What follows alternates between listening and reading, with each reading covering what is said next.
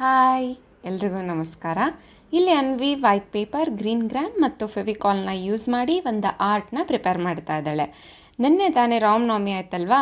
So ಈ ವಿಡಿಯೋದಲ್ಲಿ Ramanavami special ಅನ್ವಿಗೆ ರಾಮನ ಮೇಲಿರೋ ಪ್ರೀತಿನ ನಿಮ್ಮ ಜೊತೆ ಶೇರ್ ಮಾಡ್ಕೋತಾ ಇದ್ದಾಳೆ.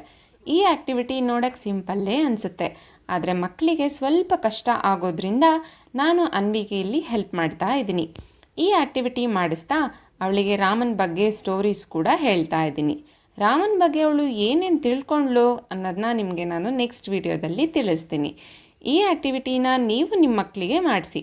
ಈ ಥರ ಆ್ಯಕ್ಟಿವಿಟೀಸ್ ಮಾಡಿಸೋದ್ರಿಂದ ಅವರಲ್ಲಿ sitting tolerance, patience level, listening capacity increase ಆಗುತ್ತೆ.